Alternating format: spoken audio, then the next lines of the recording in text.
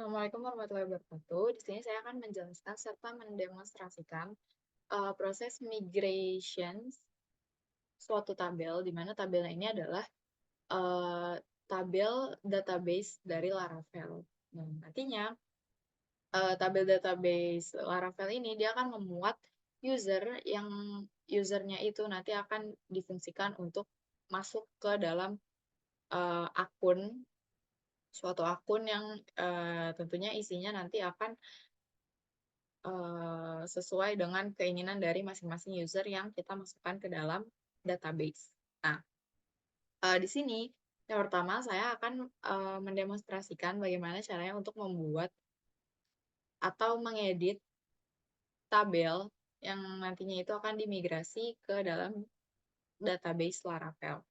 Nah, di sini yang pertama itu adalah membuka folder yang sebelumnya itu kita gunakan saat instalasi Laravel.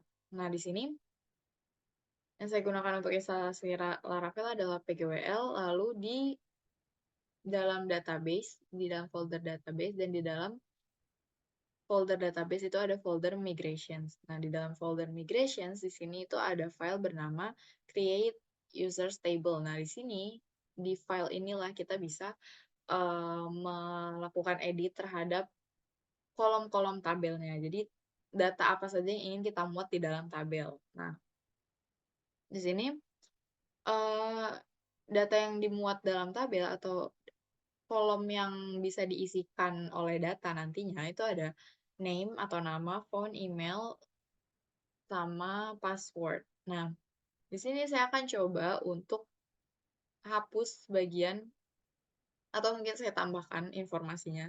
Jadi di sini saya akan tambahkan informasi mengenai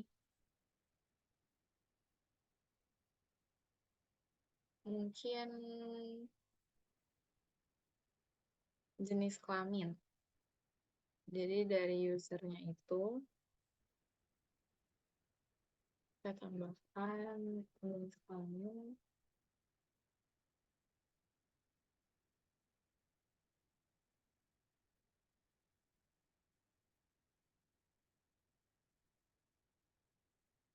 male or female.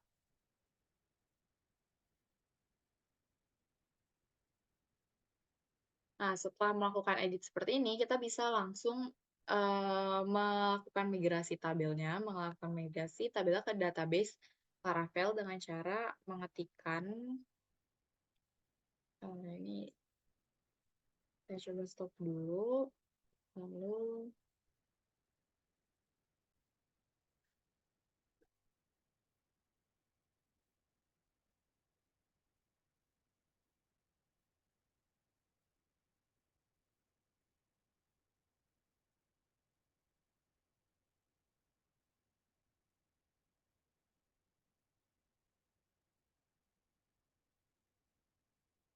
nah di sini proses untuk migrasi tabelnya sedang berjalan.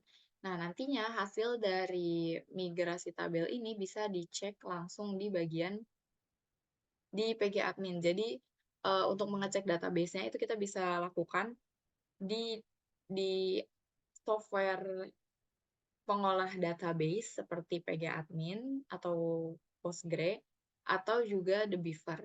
Namun di sini saya akan menggunakan PG admin. Nah, ini di bagian users-nya itu bisa kita lihat eh, kolom apa saja yang ada gitu. Nah, di sini bisa langsung saya refresh terlebih dahulu. Setelah itu saya jalankan.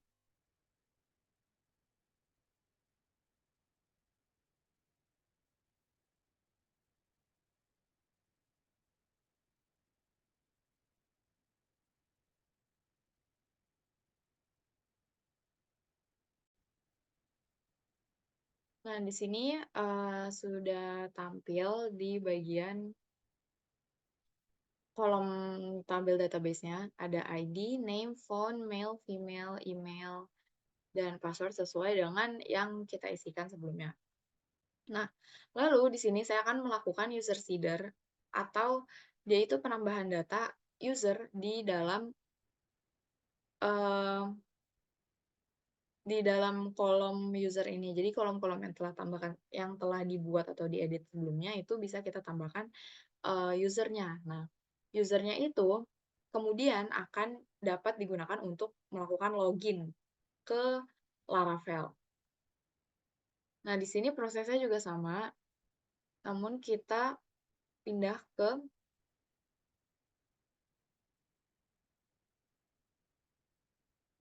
folder ini. Pindah ke dalam file userseeder.php yang ada di dalam database juga, di dalam folder database, namun di dalam folder seeders. Di dalam folder seeders itu ada yang namanya userseeder.php. Nah, di sini bisa kita tambahkan. Nah, di sini saya sudah coba buat usernya, ada 2 user di sini yang bisa kita buat login nantinya.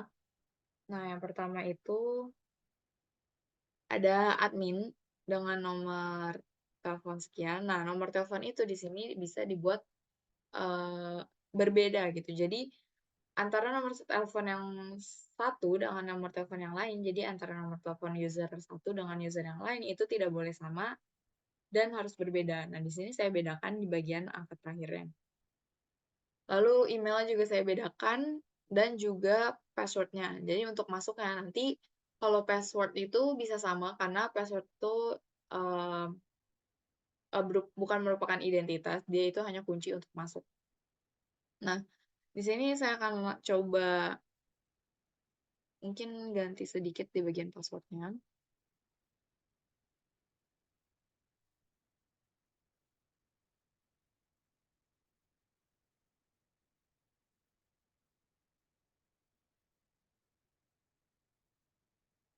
Ini, lalu saya akan coba lakukan, seeding-nya.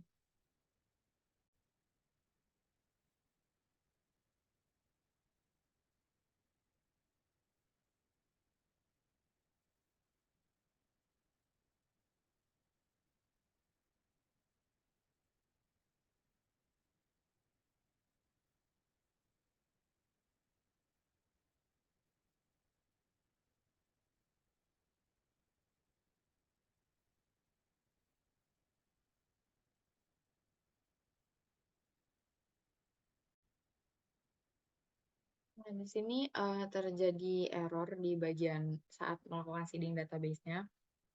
Sebelumnya saya juga telah, melakukan hal yang sama, namun sebelumnya itu user yang saya gunakan itu hanya satu. Nah, user yang saya gunakan hanya satu, dia juga menghasilkan error seperti ini. Lalu saya coba untuk, langsung menambahkan 2 user di dalam user seeder ini, lalu dia, langsung dia bisa melakukan migrate fresh seeding database-nya. Nah, tetapi di sini saya coba lagi 2 akun itu tidak bisa, maka di sini saya akan lanjutkan menjelaskan dengan menggunakan, project saya yang sebelumnya. Nah, di sini setelah melakukan, isi data usernya, 2 data user ini, kemudian nanti dia akan tertambah di sini, di dalam pgadmin ini. Di dalam pgadmin ini ada admin dan user sesuai dengan yang dimasukkan, lalu ada emailnya, dan juga ada password-nya yang nanti itu diisi pada saat login di database Laravel. Nah, di sini database yang, saya tunjukkan itu adalah di bagian admin. Nah, admin ini saya masukkan, user admin ini saya masukkan dengan password yang telah disetting yaitu, 123456 ini dan kemudian ini, tertanda sudah bisa masuk atau login ke dalam, akun Laravel. Sekian dari saya. Wassalamualaikum warahmatullahi wabarakatuh.